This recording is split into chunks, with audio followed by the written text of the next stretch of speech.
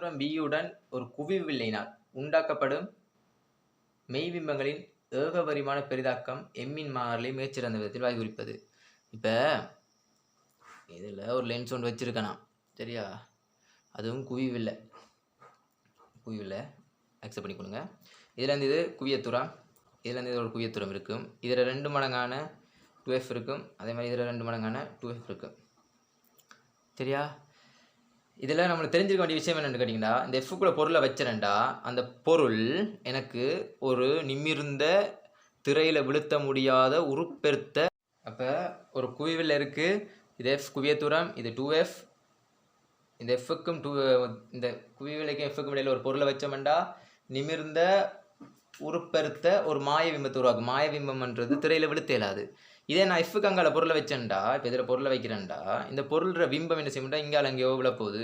உருவு களவாக விழலாம், ஒரு சிறுத்ததாக விழலாம், எதிர் திசையில் விழும், அதோட இது திரையில் விழுத்தலாம். அப்போ இது மெய் பிம்பம். இப்போ எங்களுக்கு கான்செப்ட் என்னென்னு கேட்டிங்கன்னா, உருப்பெருக்கத்துக்கும் பிம்பத்தூரத்துக்கும் இதுக்கு நீ வரைவு வரைஞ்சின்னா இப்படி வரைவா அனுக்குறாங்க, அவ்வளோதான் கான்செப்ட்.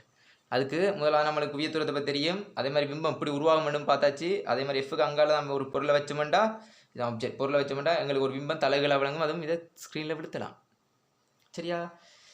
இந்த பொருள்லேருந்து இந்த தொடங்குற புள்ளி வரையும் பொருள் தூரம் யூ அண்டு போடுவோம். இங்கே இருந்து பிம்பம் விழுற இடத்த பிம்பத்தூரம் மட்டும் போடுவோம். அப்போ இது யூ, இது வி, இவ எஃப், குவியத்தூரத்தை எஃப்னு போடுறோம், சரியா? இதை விட்டு இன்னொரு கான்செப்ட் இருக்குது என்ன வில்லச்சமன்பாடு எழுதுறதுக்கு. என்ன கான்செப்ட்னு கேட்டிங்கன்னா, கதிர் இந்த இடத்துல வந்து பட்டுது, படுகதிர் என்னென்னு செய்வோம்டா மைனஸ் என்று குறிப்போம். வெளிப்படு கதிர் என்னென்று குறிப்போம்டா ப்ளஸ் என்று குறிப்போம். அதை வெளிப்படு கதிர் ப்ளஸ், படுகதிர் மைனஸ். பழைய கடிமுறை விளக்கு நீங்கள் எப்படி வேணாலும் எடுத்துக்கொள்ளலாம். அப்போ வெளிப்படு கதிர் ப்ளஸ்ஸாக இருக்கும், படுகதிர் மைனஸாக இருக்கும், சரியா? அப்போ வில்லைச்சமன்பாடு எப்படி இப்போ உருவாக்க போகிறேன்டா, ஒன்றுங்கள் வி பிம்பத்தூரம் சய ஒன்றுங்கள் ஜூ சமன் ஒன்றுங்கள் எஃப்ஆ இருக்கும், சரியா? இதில் பிம்பத்தூரம் என்னென்னு கேட்டிங்கன்னா, கதிர் அதாவது வெளிப்படு கதிர் ப்ளஸில் இருக்குது. அப்போ பிம்பத்தூரம் ப்ளஸில் இருக்குன்னு அர்த்தம். அப்போ ப்ளஸ் ஒன்றுங்கள் வி, சரியா? சய பொருத்தம் என்னத்தில் இருக்குது, சயல் இருக்குது, சய திசையிலான இருக்குது படுகதிர். அப்போ சய ஒன்றுங்கள் ஜூ சமன் என்ன ஒன்றுங்கள் எஃப். இப்போ இதுலேருந்து என்ன செய்ய போகிறேன்டா, இந்த 2 குறியும் பக்கத்தில் இருக்குது, அது பெருக்கப்படும். அப்போ ப்ளஸ் ஒன்றுங்கள் வி சய பெருக்கப்பட சக ஒன்றுங்கள் ஜூ சமன் ஒன்றுங்கள் எஃப், ஓகேவா?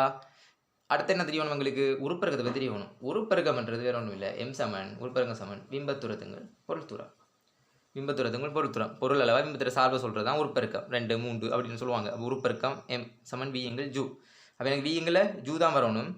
அப்போ எல்லாத்தையும் நான் வியால் பெருக்கி விட்டேன்டா சமன்பாடில். 2 பக்கம் வியால் பெருக்கான் தானே, வியங்கள் ஜூன்ற ஒரு கான்செப்ட் ஒன்று வரும், இதில் வர வைக்கலாம். அப்படின்டா இதையும் வியால் பெருக்கிறேன், இதையும் வியால் பெருக்கிறேன், சமன்பாடு தானே, 2 பக்கம் வியால் பெருக்கிறேன். அப்போ இதோட இது பெருக்கி விட்டீங்கன்னா வியங்கள் வி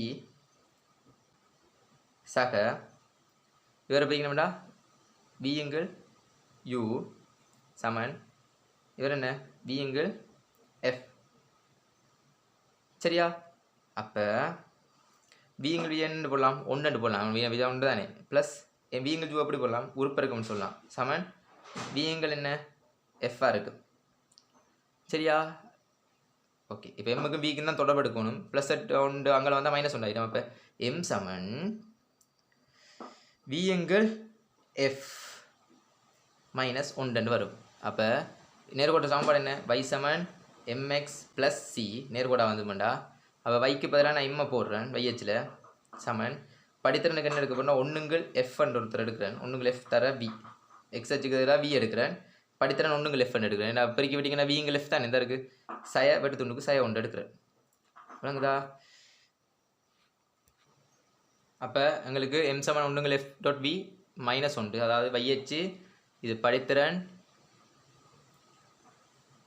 இது எக்ஸ்ஹெச்சு சய சி, y சமன் எம்எக்ஸ் சய சியாக இருக்க போது மாறிலி தான் எஃப் எம் படித்திறன் தானே, எஃப் அதாவது குவி தூரம் மாற பொருள் தானே. இதுக்கு நான் வரைவு வரும்போது முதலாவது விஷயம் என்னென்னா, y சமன் எம்எக்ஸ் நேர்த்திசையில் இருக்குது, படித்திறன் நேர்த்திசையில் இருந்தால் வரைவு என்ன செய்யணும்னு கேட்டிங்கன்னா இந்த சைட்லான் இருக்குது, மைனஸ்ண்டா மாறி வந்துடும். இப்போ y சமன் மறை மைனஸ் எக்ஸ்ண்டா இந்த திசையில் வந்துருக்கு இப்படி. இது y சமன் என்ன நேர் mx தானே, அப்போ இந்த திசையெல்லாம் வரப்போகுது. முதலாவது கான்செப்ட் படித்தன வச்சு நான். அடுத்த வெட்டுத்துண்டு என்னென்னா சய உண்டு, அதாவது வையச்சில், இந்த வையச்சில் எம் இருக்குது, இந்த வையச்சில் இருக்குது, எக்ஸ்ஹெச்சில் பிம்பத்தூரம் வி இருக்குது. இது என்ன படித்தன சய ஒன்றில் வெட்டுமா, சய ஒன்றுன்றா வையச்சில் சய ஒன்றில் வெட்டுமா அந்த கோடு. அப்போ வைசமன் எம்எக்ஸ் என்னக்குள்ளே எப்படி இருக்கும், இதெல்லாம் சய ஒன்று இருக்கும். அப்போ வைசமன் எம்எக்ஸ் சயசி என்னக்குள்ளே என்ன செய்யும், வையச்சுக்குள்ளால் இப்படி போகுது, இப்படி போகும், வையச்சுக்குள்ள சய ஒன்றுக்குள்ளால் போக முடியும். சரியா? அப்போ இந்த படத்தை நான் கீறினேன்டா, வையச்சில் என்ன இருக்குது, எம் இருக்குது, எக்ஸ்ஹெச்சில் என்ன இருக்குது, வி இருக்குது. எங்கே சொல்லும்போது வரைவு சய ஒன்றில் தான் வெட்டி கோல் போகுது. அப்போ இதுலேருந்து வெட்டி எடுக்கிறேன், வெட்டி எடுத்துட்டா வரைவு எப்படி இருக்கும், இப்படி தான் இருக்குது, இப்படி ஒரு நேர்கோடு.